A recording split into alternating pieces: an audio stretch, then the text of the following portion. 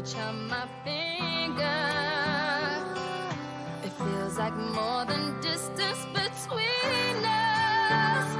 In this California kingdom. And we're live. Hello and welcome back to another 100% ADR'd episode of the First Time Watches podcast. Because we like to watch. My name is Tim Costa. I'm Hermano de Silva. And this is Walter Vinci. And if you'd like to send feedback, you can always email us at firsttimewatchers@gmail.com. In this episode, we finish off our Grindhouse Exploitation film series by discussing the 1977 film Deathbed, the bed that eats. But before we get into that, it is time for Yay or Nay. This is the part of the show where we discuss what we have seen recently on our own. Hermano? I watched two things. One just premiered on Paramount Plus. I'd watched the previous three films in this series, and I always got a lot of amusement from them. A fourth one came out, and it's kind of like their 20-year anniversary, I believe. Jackass Forever. After 11 years, the Jackass crew is back for another crusade. I got way more penis in this film than I ever expected to. A lot of male nudity. But you guys are both fans of the Jackass guys? I am. I think that they're a lot of their pranks. I think are absolutely like hilarious. Like I loved all the stuff that Bam was doing with his dad because I knew if I tried that on my dad, he'd beat the shit out of me. Yeah. I think some of the stuff they used to do, like just in like the weird shit they would do in public, like the werewolf gag on the train where they put the freaking mask on at night and like start howling. That was always funny, and just like some of like the crazy like just off the fucking wall shit they just do to each other. I think I saw a good portion of the TV show when it was running, and then I'm not sure how many of the movies I've seen. Maybe one or two, if that. Okay. Well, I mean, like Wally said, it's just a bunch of them pulling pranks and doing stunts and things like that. And this is like more of the same, except in this case, they're doing what we keep talking about. I feel like a broken record. What a lot of franchises are doing. They're bringing in young blood. So Jackass Forever is also doing that. They bring in a bunch of new guys that are obviously much younger that could probably do some of the things that some of these guys that are now pushing like 50 maybe can't do. So they introduce, and funnily enough, Wally, the Bam's not in this one because I guess, he he's got like, a lot of problems with like drugs and alcohol. Yeah, still. Substance abuse, things like that. Yeah, he's still dealing with a lot of that stuff. So they bring another guy in, and that guy also involves his father in some of the pranks. And his father, his I father guess, or Bam's father? No. The new guy's father. He brings his own father in. So a la Bam doing it with his dad. Like this guy brings in his own dad to partake in some of these stunts. And his dad, I guess, is like an ex-gangbanger and like he's like served jail time and stuff like that. So it's like it's interesting to see him like squirm at like a tarantula being near him and things like that. But like I said, a lot of male nudity, a lot of the new guys. I don't think if they only do the new guys going forward, I think they're in trouble because a lot of new guys, they just don't seem like they have the same camaraderie. The original guys just seemed like they were all friends. They had like a rapport with each other. They just looked like they just interacted with each other really well. Okay. Like these new guys just seemed like they were all just brought on. So I have a question here based on one of the trailers that I've seen, and I don't know if I could watch this scene specifically, but there's one where two people put on a helmet that is tied to connected with a tube, and they put a tarantula in there. Yeah, that's the one that involves Tim, the guy's dad. mind. I would be losing my fucking mind. Exactly, Wally. I like. You would probably faint in the seat, actually. Like, if I blew something, like, if I was like, and it, like, actually, like, caught the tarantula and, like, put it into your dome, like, you would probably faint. I would probably throw up first. I would probably puke my guts out and shit my pants at the same time. And I just, like, does that scene end up with a tarantula on somebody's face? Yes. Oh God. It's actually, I mean, I don't want to spoil it, but it involves the guy who I was mentioning who brings his dad on. His dad is involved in that stunt. Jeez. And they have to tape him down to a chair. Oh my God. Using duct tape. so he cannot get out. Ugh. It ends in a really funny way. Okay. But it like if you've enjoyed the other ones, you'll definitely enjoy this one. It's a lot more of the same. It's fun to see those guys together again, like much older, but still kind of doing the same thing. But like I said, the new guys, I think one of the new guys' name is like Poopies.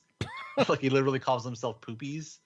And they just don't have the same I don't know, the same I don't know, camaraderie, I guess, with each other. It's missing. Like it just seems like they're all kind of separate.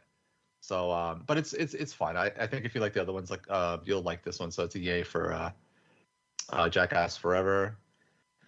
And then I caught up with Spider-Man No Way Home. Oh, the kid loves it, right? Yeah, the kid loves Spider-Man. Had to buy it on digital. I'm not even going to read the synopsis. You know what this is about. So now that I've seen 3 of these with Tom Holland. Tom Holland, I kept going to Hiddleston. I don't know why. I'll say that I think I enjoyed the first one the most. Wow. Because it just felt like, I don't know, it just felt like different and energetic, and I liked to just kind of seeing the Iron Man and Spider-Man back and forth, and I thought like, it just kind of felt smaller, the enemies, the Vulture and all that.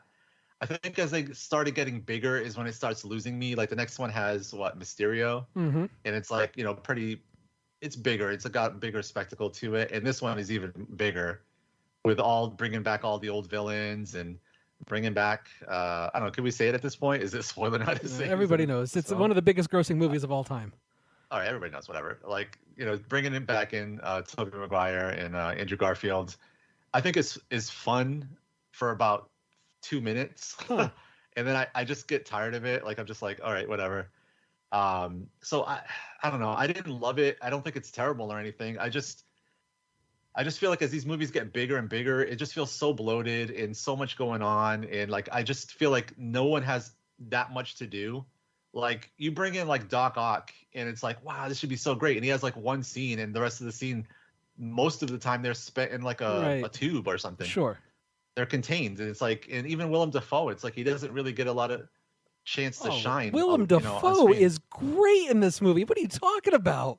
No, I'm saying he doesn't have a lot of time. Like he had like one scene towards the end, really. That's like an action scene, and everything else is just, him just hanging out. Basically, it's like, okay.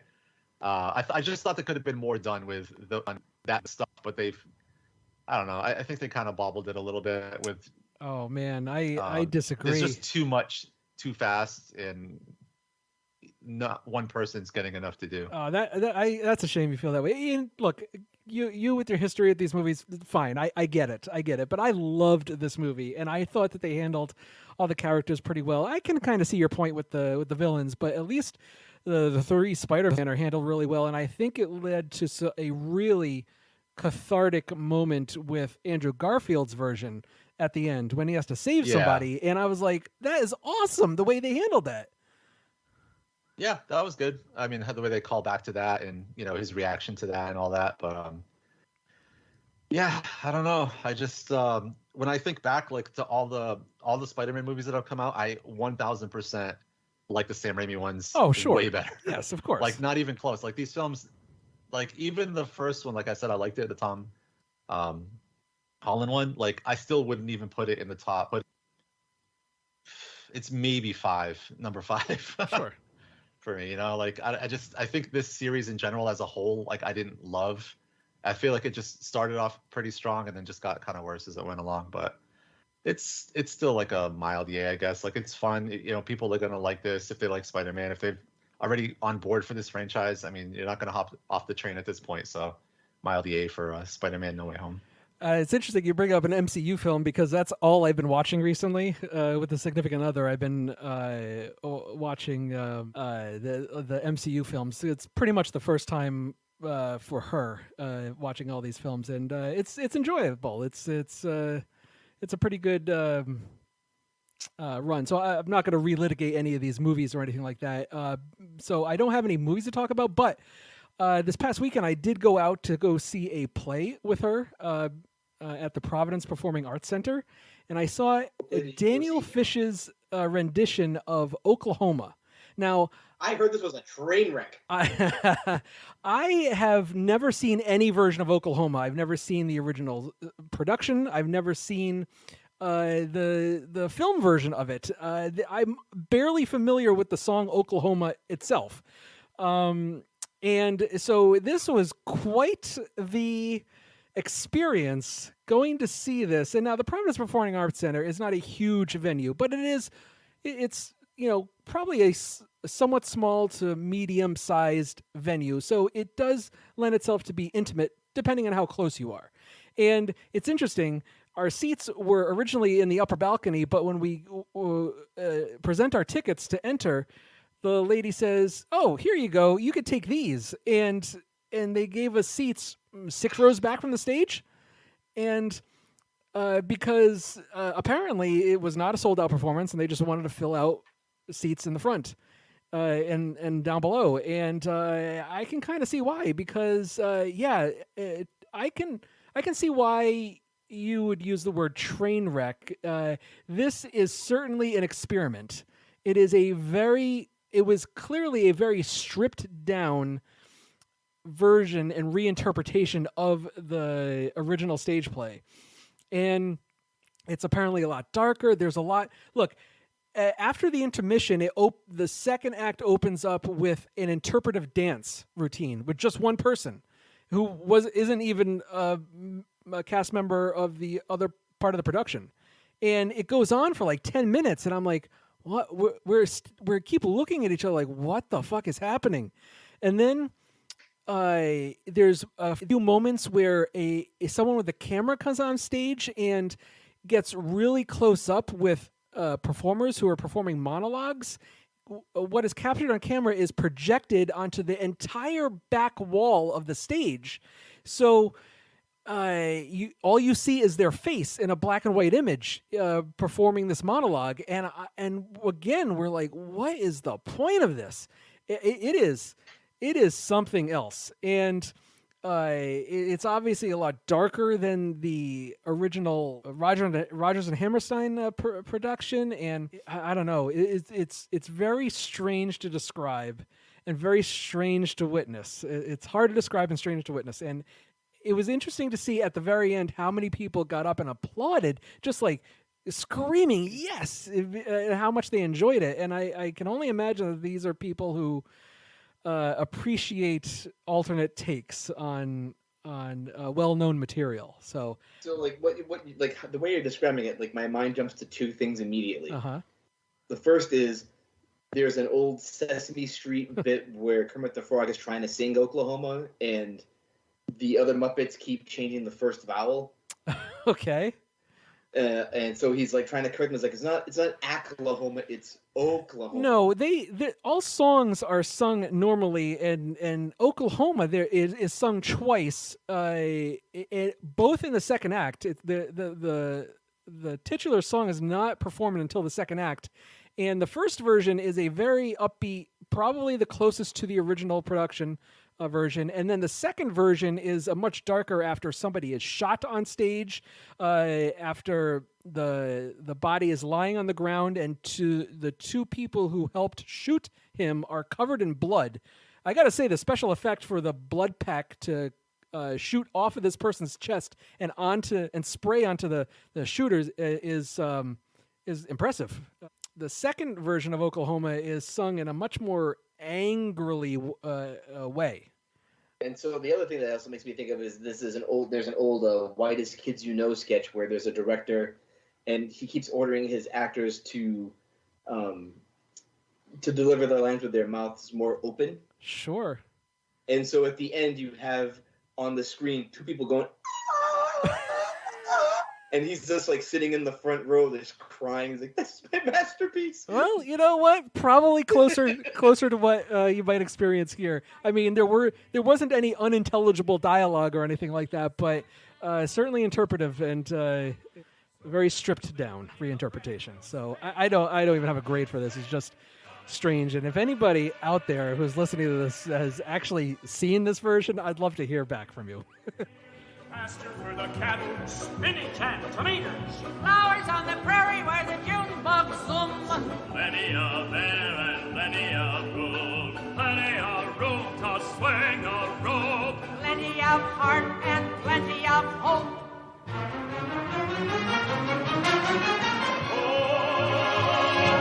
Oh, where the wind comes sweeping down the plain, and the wave and the wheat can sure smell sweet when the wind comes right behind the rain. Every night. Oh, look, still no progress on our co-host. Crumbs are still bread tin. Oh, does that mean you're actually going to fix Hermano? No, I'm just making a statement. You know what show always makes a solid statement? The In Session Film Podcast. That's right, Walter. The In Session Film Podcast is JD and Brendan. Wait. I think I got it. Worst interlude ever. Yeah, okay. Each week, the In Session Film Podcast chooses a movie to review. Then creates a top 3 list based on what they just saw. This week, the In Session Film Podcast is reviewing Everything, Everywhere, All at Once. And continue their Steven Spielberg retrospective with his 1989 film, Always. You can find their show on Apple Podcasts by searching for, you guessed it, the In Session Film Podcast. Or on the web at InSessionFilm.com. So if you're in the mood for more great movie reviews and discussion, Then check out the In Session Film Podcast on Apple Podcasts. or on the web at InSessionFilm.com. Okay, let's hear your plan. But first, An egg? yes. Now, Hermano, catch. What the?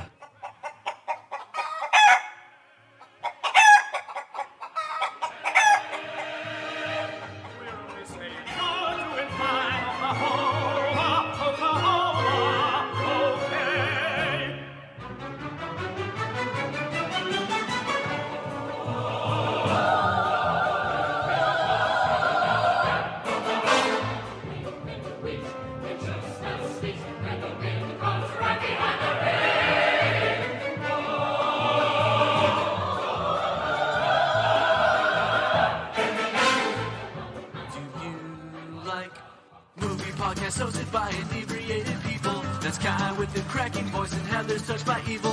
One thinks he's Spider-Man, the other is the ninja. It's the Man I Love Film podcast. It's the Milkcast. Hey everybody, I'm Kai. And I'm Heather. And we are the hosts of MILFcast, the Man I Love Films podcast, the unofficial official podcast of manilovefilms.com. This is the podcast where we like to talk about what we've been watching, talk about movies, but mainly we just like to drink, be silly, and play a whole bunch of games. So we think every other week you should grab a drink, snuggle up, and let us make sweet love to your ears. Otherwise, we'll make sweet love to your couch.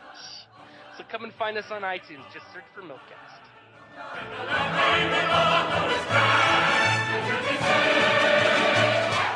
This podcast is a proud member of the Lamb Podcasting Network. Find the network at largeassmovieblogs.com.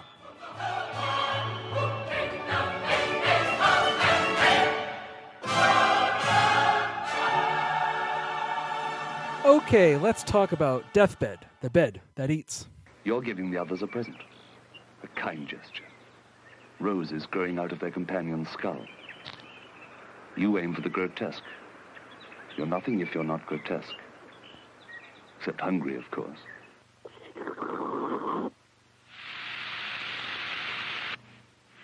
I'll go get lunch from the car. Check and see if Susan's hungry.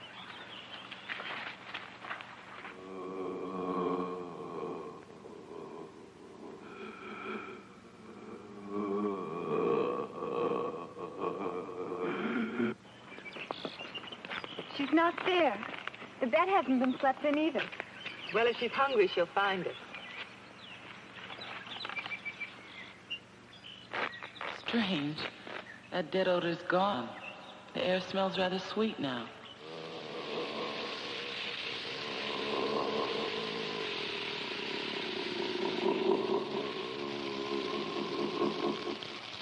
A mere touch sets you to bleeding again. The fear you hold for her. Where does it come from? And just to warn people ahead of time, this will be a spoiler-filled discussion, so beware. The plot: a bed possessed by a demon spirit consumes its users alive. The writer and director George Barry, the actors Damien Hall, William Russ, Julie Ritter, and some other victims. Hermano, were you able to successfully watch this online via the links that I sent you?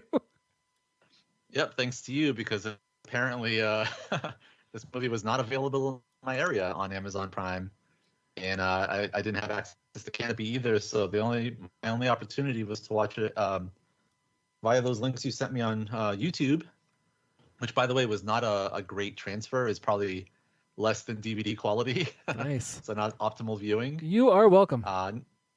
Not sure it would have helped, to be honest. And to also elaborate further, you sent me 2 links initially. The first one was a director's commentary version, and man, do I really wish I had seen that one. Because I listened to about the first 5 minutes, and it was being hosted by Stephen Fry, and he was interviewing the director and asking him questions and stuff. And the very first questions he asked is related to the opening of the film, where he features the house and the bed in the room. And he's like, "Oh, so what's up with this house? How did you get access to this house?" And he's like, "Oh, some rock band was renting it out, writing their album or whatever, and we were able to get their permission to use the house for like 2 days." So that's all the trivia I got in this film. Whoa! Wait a second. Are you trying to tell me that they filmed this movie in 2 days? I don't know, because the house, I mean, we're in spoilers. The house only really features in the opening scene. I mean, after that, it looks like they're in a field. That's fair. And technically some sort of room, like a basement or something. So, I mean, maybe.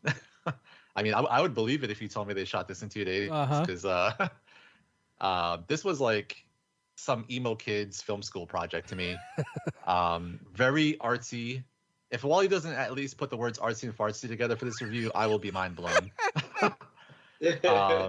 Because this is the epitome of artsy fartsy, but in a bad way, not in a good way. Like I could get down with artsy fartsy, but not in this case, because I honestly, man, until they started kind of fleshing out some plot, like as to like how this bed is eating people and what happened and stuff, I had no idea what was going on, man. I didn't know why anyone was there.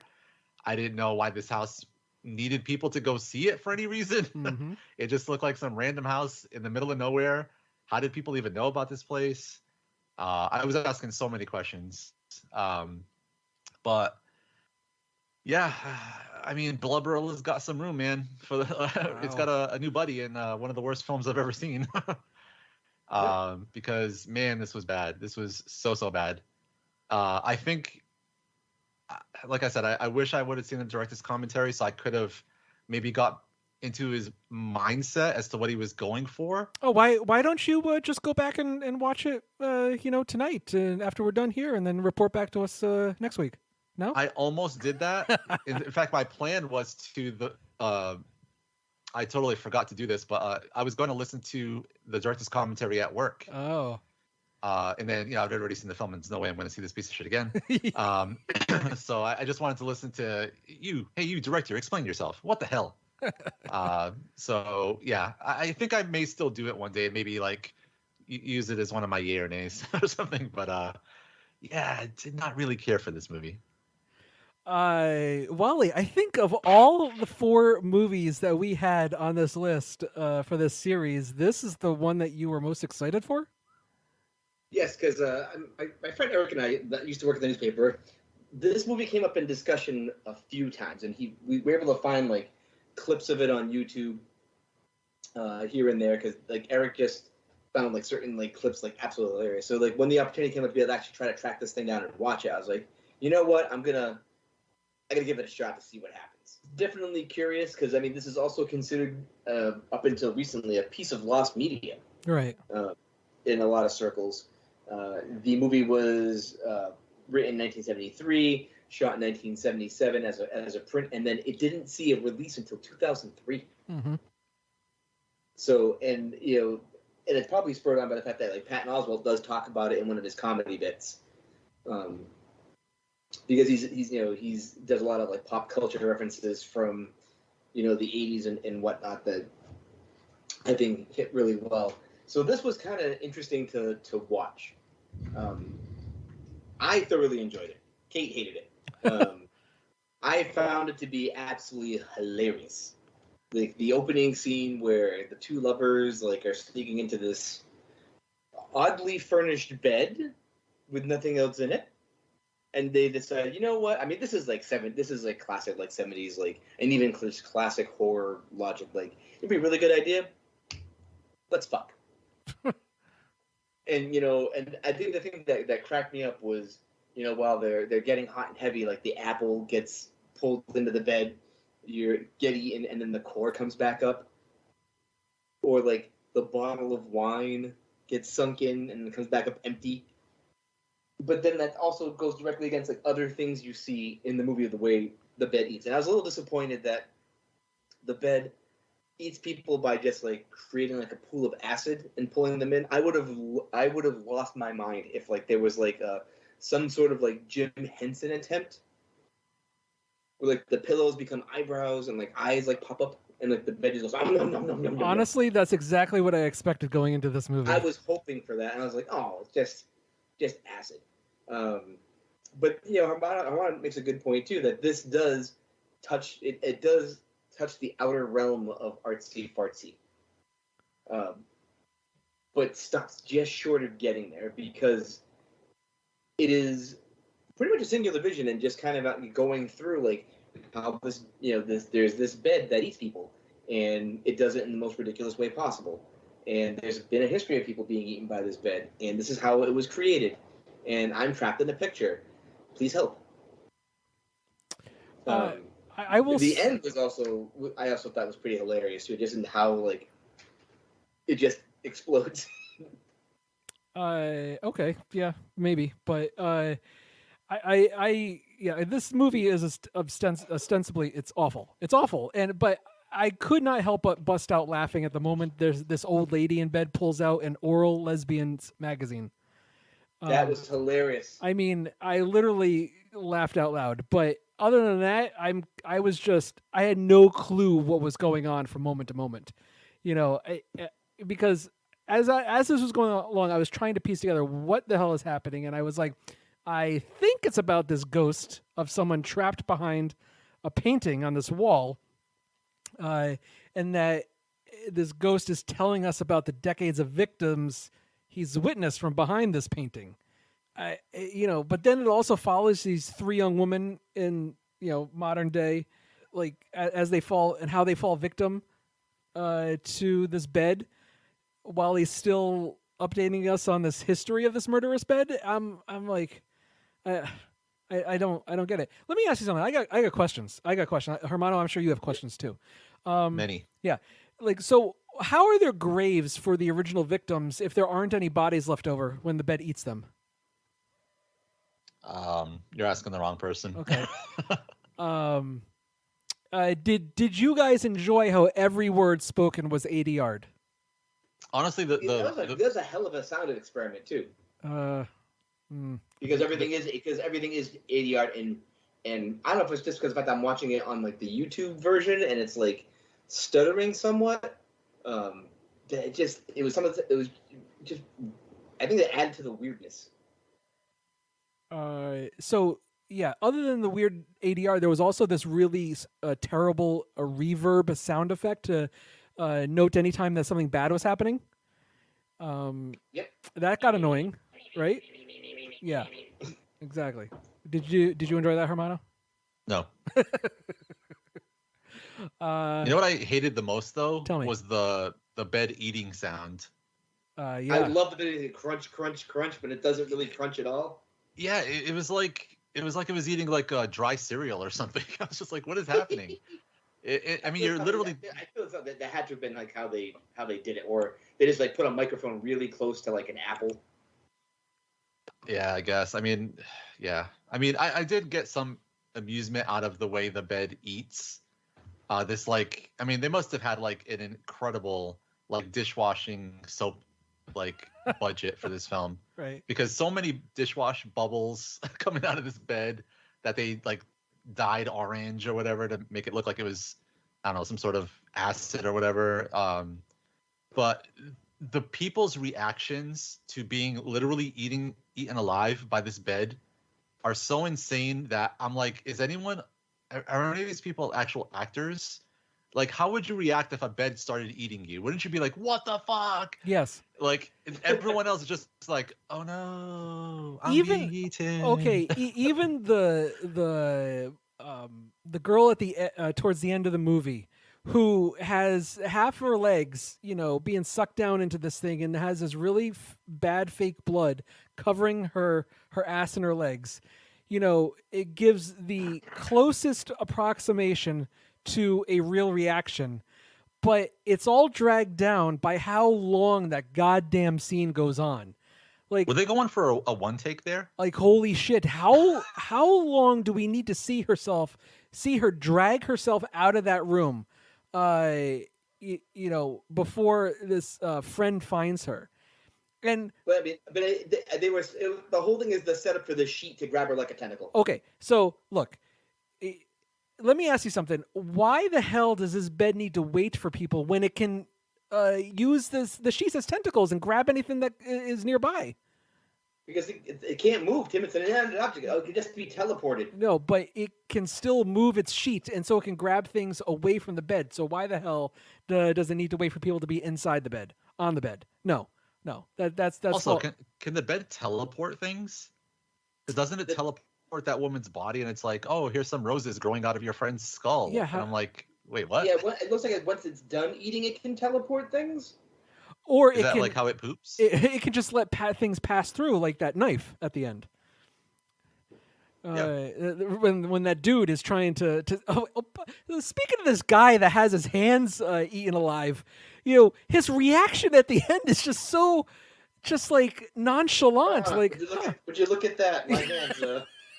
Yeah, so I'm talking about, like, this dude literally had his hands skinned, and he had down to the bones, and he's just kind of like, oh no, my finger just fell off. My hands will soon all fall off. Oh my God! I need you to take my hands off for me because I don't want to watch them fall off on their own. Look! By the end of this movie, I felt like I was losing my goddamn mind because nobody acted like a human, normal fucking being. Yeah. I needed all the drugs in the world before I watched this film because right? I think that's the only way I could have possibly enjoyed it. Yeah. Absolutely. This movie's dumb. It's bad. There's nothing redeeming about it. Nobody acted like a normal person. And look, I don't expect in many horror movies people to make the best decisions, but at least act somewhat. Write somebody.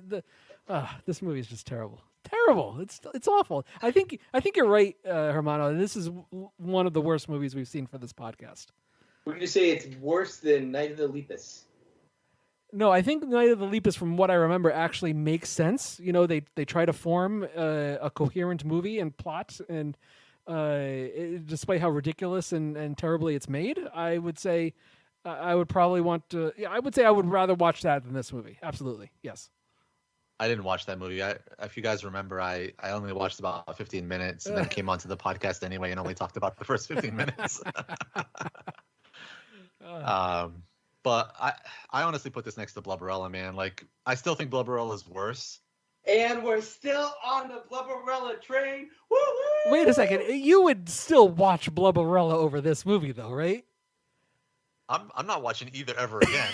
I'm just saying that from what I remember, Blubberella definitely left a worse taste in my mouth than this did because it was way more offensive. This film is not offensive on any level except for people are just dumb. That's fair. Don't act like real people. That's fair. Yes. Like, Blubberella is just on another level. Like, just really trying to. I don't know if the intention was to like piss people off, because if it was, then he succeeded, I guess, on some level. Well, but yes. This was just like very. I would like to also know how old the director was, because, I mean, as he's talking, it just sounds like an older man. So I heard his voice for a bit, and it sounded like somebody who's maybe in their 60s. So I'm guessing he was younger when he made this in the 70s, like a lot younger, like maybe like even not like early 20s. Okay, so George Barry. I'm just wondering if this is like. George Barry was born in 1949, so he is less than 30 when this movie came out. Okay, I was gonna say I thought maybe he was closer to like just out of film school, and this is like his film school project that he decided to like. It's his only movie. Release at some point. His only movie ever. This is the only credit. That's it. Wow, I believe it. People saw this and like, yeah, I don't think so, buddy. Yeah. Oh, and so just to get back to the beginning, I swear every 70s porno started the exact same way. Sure. The exact same way.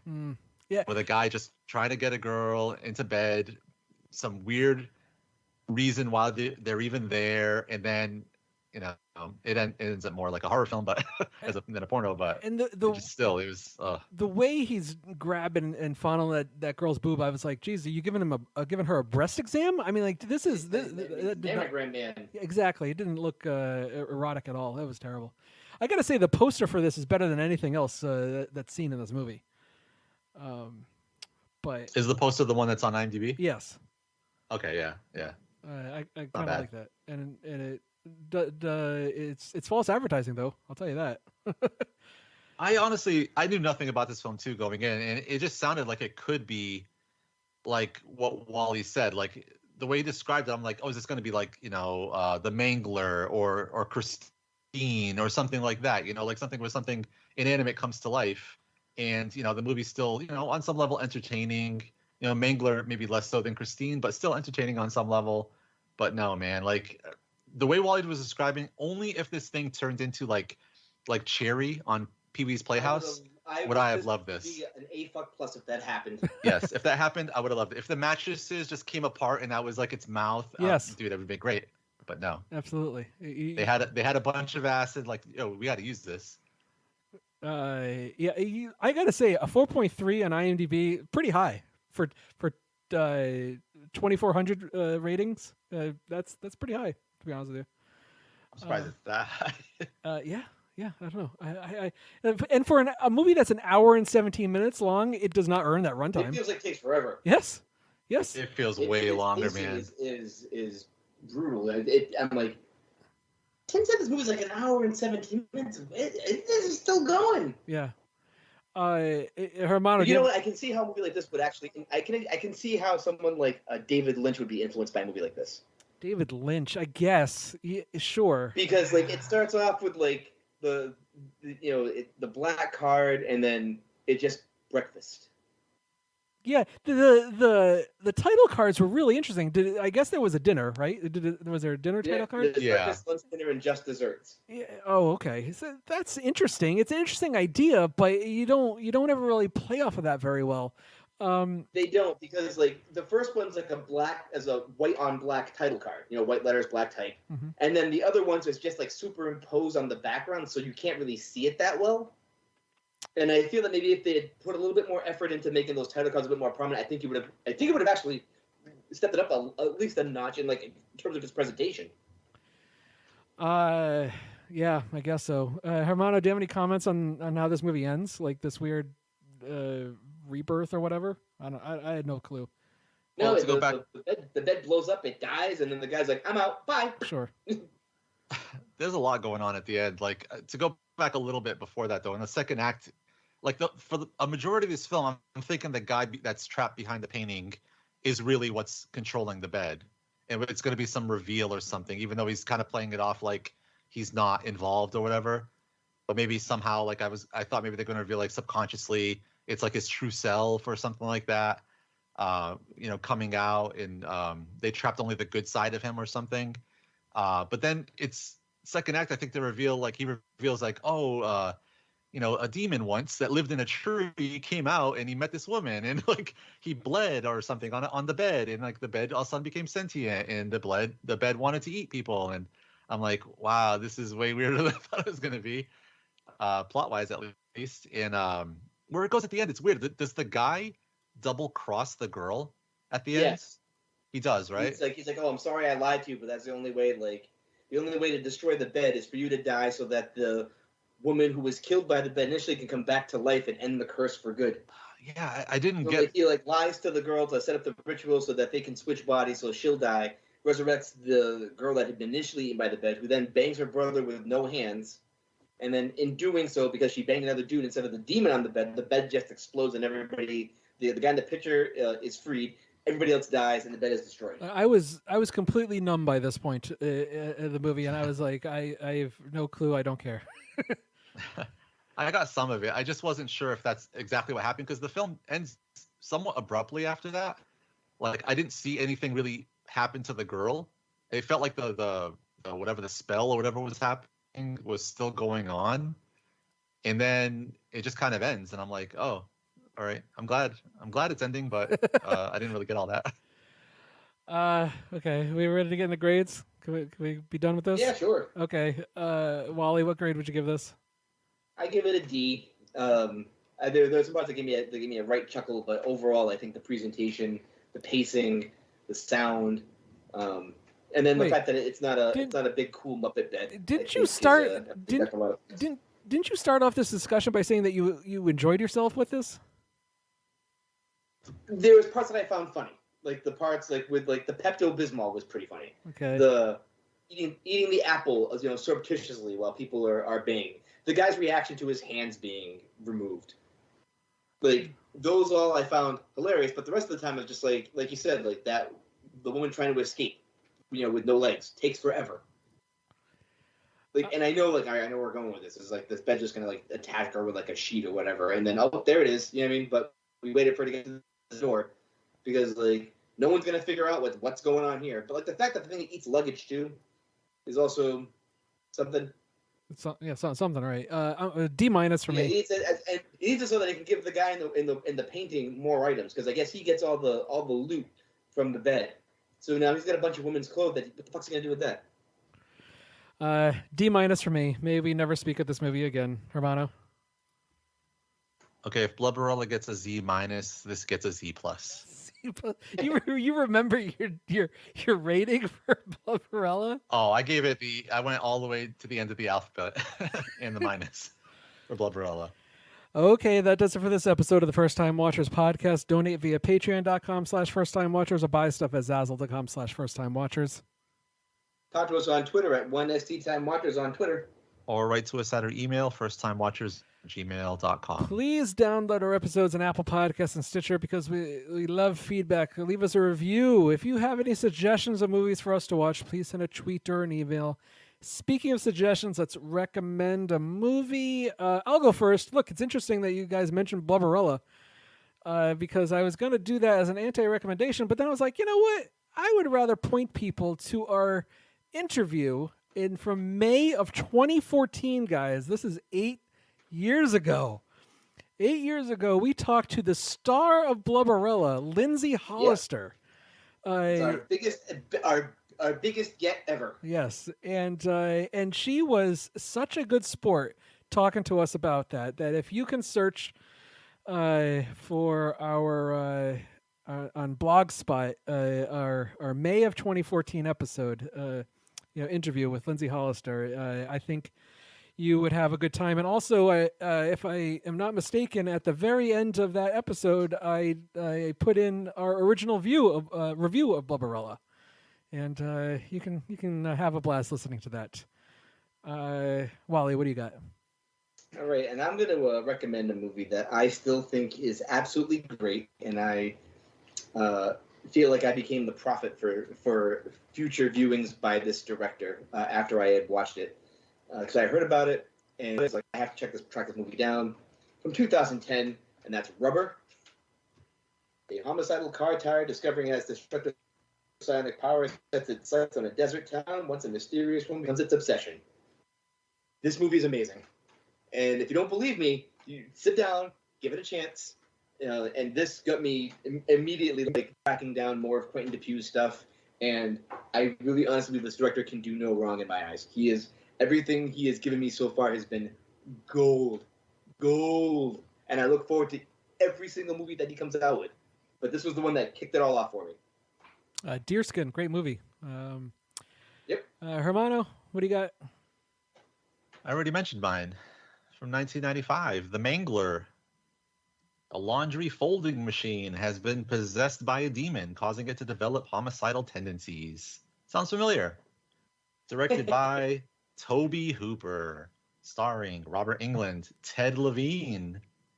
I thought he only played cops. and Daniel Matmore. I don't know who that is. I saw this back in the day. Is it, Tim, remind me, is this based on a Stephen King story? Oh, I don't know. It might be one of those things where people think it is, but it actually isn't. I don't know. I don't know why I think that. Anyway, it's sitting at an average of 4.3 on IMDb, same as Deathbed. So I think this was a lot more fun, though. I mean, I haven't seen it in a while. It probably is bad, but not nearly as bad as Deathbed, The Bed That Eats. So I would recommend The Mangler over Deathbed. All right, stay tuned for our next episode. It will be our 450th episode, and we will celebrate with a pretty big announcement as well as discussing Steven Spielberg's Schindler's List. That's the First Time Watchers podcast because we like to watch.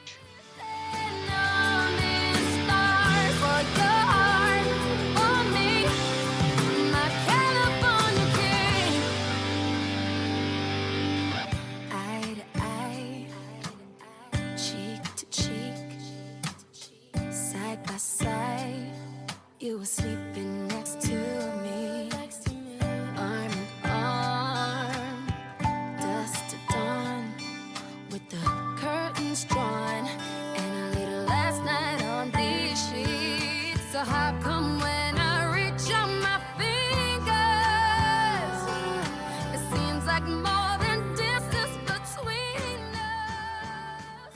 You know who's got the hardest job tonight? Javier Bardem and his wife are both nominated. Now, if she loses, he can't win. He is praying that Will Smith wins. Like, please, Lord. Jada, I love you. G.I. Jane 2, can't wait to see it. All right?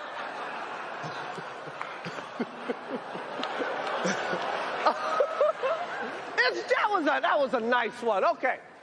I'm out here. Richard. Oh, wow.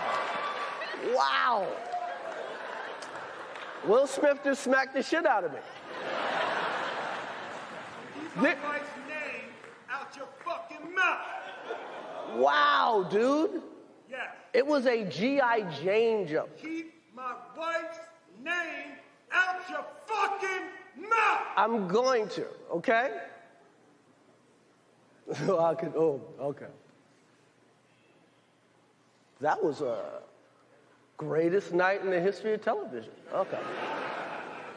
Okay. All right. Do you want to take a bet as to Wally and whether or not he thinks the Chris Rock Will Smith fiasco was staged, and is he still sticking by it after 3 days? Wait, I don't understand. Did he fall on? Do you know for sure he fell on one side or the other? No, or I do not. you're I do guessing? not. I do not know. Oh, I'm gonna say he thought it was real. Really interesting, because he's Mr. Conspiracy Theory, so I figured that he might think that it was staged. Yeah, I could see that for sure, but honestly, my first inkling was that it was staged, but then when I saw the actual video, I was like, oh, so what's the punchline here? Like this, it's not really funny. Well, okay. Chris Rock wasn't reacting like it was a bit, like he didn't keep going. He just kind of stood there looking shocked. Right. So I mean, I agree. I was watching it live, and I when we saw Will Smith walking up on the stage, I'm like, oh, what is this? And my first reaction, even after he hit him and walked away, was, oh, this must be some sort of bit or something like that. But the feed skipped. There was this weird pause, and then it cuts back, and you see Will Smith yelling up on stage, but no sound.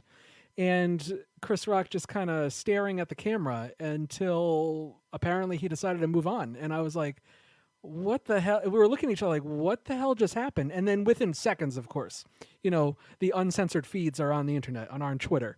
And we're like, whoa, holy shit. And I was like, wow.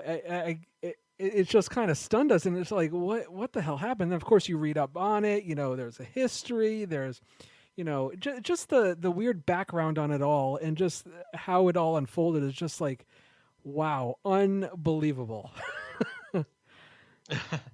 I literally usually when I wake up, I just kind of check the time, look at the news. If I'm not ready to get out ready to get out of bed yet, and so I check my news feed, and it's like literally the first thing, and I'm thinking like immediately, like I'm just waking up still kind of groggy, and I'm thinking it's probably gonna list like the winners or whatever, and it's like the headline is just like Will Smith slaps Chris Rock over some joke or something, and I was like, no. And I didn't read the story. I just went to work, whatever. And then like I go on my first break, and again, multiple stories popping up about this, and I'm like, wait, what? Is this real? And I of course, I decided to check it out, and I saw the video, and I was like, this isn't staged. Like this isn't a thing. But I was like, I couldn't tell what was supposed to be happening. I'm like, this doesn't seem like a bit. It's not funny. And I was like, did this really just happen? Oh my God. Like what happened afterwards? Did they like kick him out of the Oscars? Like, or what? And then I'm hearing that he won the Oscar like shortly after. I'm like, yeah, dude, what the hell? Yeah, exactly. Because after the event and they go on with the show, I'm thinking to myself, and I'm saying to other people, I'm like, this is going to be insane when Will Smith wins the Oscar, because I knew that he was going to win it, and just like what happens, and then the weird apology, slash statement or speech, you could clearly see that Will Smith, had a prearranged speech, but then he was trying to think of something on the fly during the emotions of being up there, trying to tie it into, being a role model, protecting people, and it just was half-assed and didn't work very well. And I'm just like, holy shit. But I'll tell you something. I had the more I sat with it, the more credit I gave to Chris Rock in the aftermath of the slap for holding his goddamn composure. Like, same. I couldn't believe, like, that shows how much of a professional, presenter and host he is, because the fact that he was able to move on essentially from that, I could not believe how well he held himself together and just waited essentially, I guess, from a prompt or whatever to say you're back live and you can move on with the show, the presentation. And I'm like, wow. Yeah, I'm surprised the story is not more like how well he kept it together, because I'm the type of person that if you hit me, you're getting hit right back. Well, that's the thing is look, I don't imagine Chris Rock as a fighter, and this is not the first time that he's ever crossed the line, and this is probably not the first time he's pissed people off while doing a comedic bit. And probably been confronted. He's probably been confronted in his 30 years of comedy or whatever, and Sure. And so this is nothing new to him. So the fact that he was able to just say okay and move on with it is amazing. Wally, before you came on, Hermano and I were trying to take bets as to whether or not you at the time and still think that the event was staged. What's the bet right now?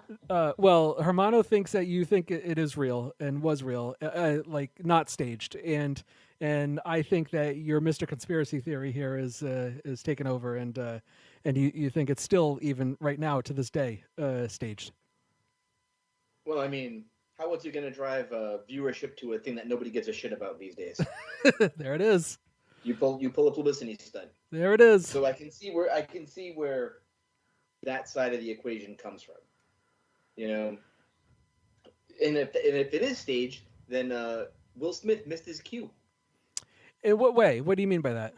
Because it's Chris Rock having the joke, cuts to Will Smith laughing at it, and you see like a look on Jada's face, and it's back to Chris Rock, and now you've got an angry Will Smith walking up on him. Okay. So, if it is a work, then you've got this, you get a missed timing. It should have been up there way sooner. Okay, but what do you think? What's your opinion? What do I think? I don't care. I don't give a shit. Okay, so fair what? enough. You know what? More of this. Give me more of celebrities beating the fuck out of each other on stage. Give me celebrity deathmatch, like legit. Give me that. I think we'd solve a lot of problems. You know what? Give me I don't know. Give me Kim Kardashian versus fucking Goldberg. Okay, fair enough. Anyways, kudos to Chris Rock, even though the joke in of itself. Look, it's so weird, too, because he has a history with Jada Pinkett Smith doing these Madagascar movies. He did a documentary about African Americans or black people and their hair, and which included a person with alopecia. So, and there's a history, with Will Smith and Chris Rock in general in terms of being the butt of the joke. And the fact that he didn't think about this, it wasn't in the back of his mind when he made an offhanded comment, upstage there. That's baffling to begin with. So it was not a well-placed joke, in terms of who you're making fun of.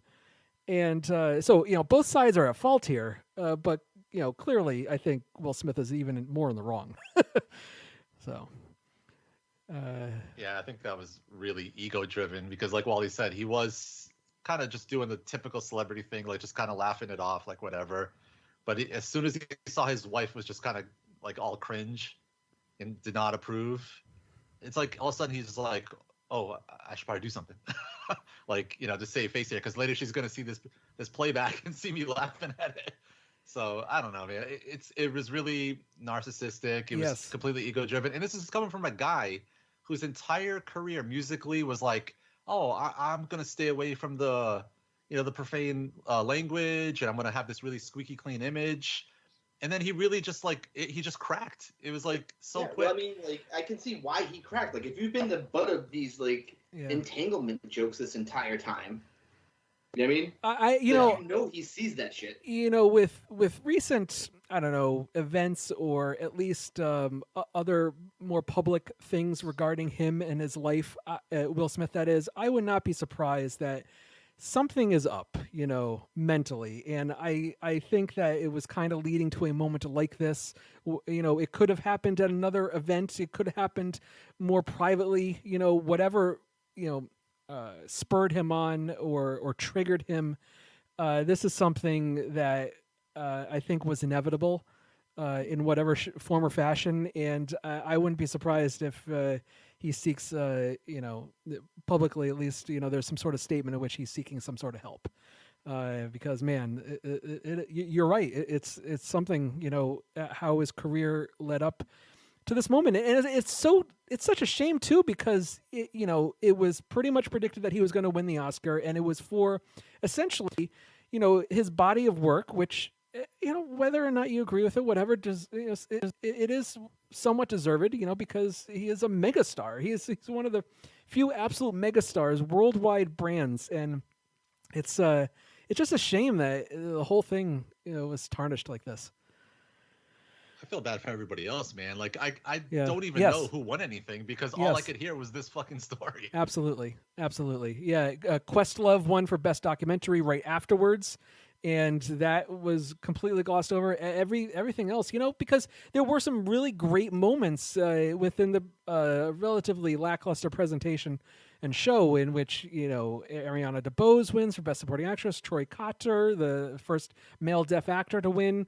And they both give really great speeches. Jessica Chastain gives a really nice speech, and Coda, good feel good film wins it all, and the director and producer seemed genuinely, happy and pleased and shocked and everything like that. So yeah, it's really a shame.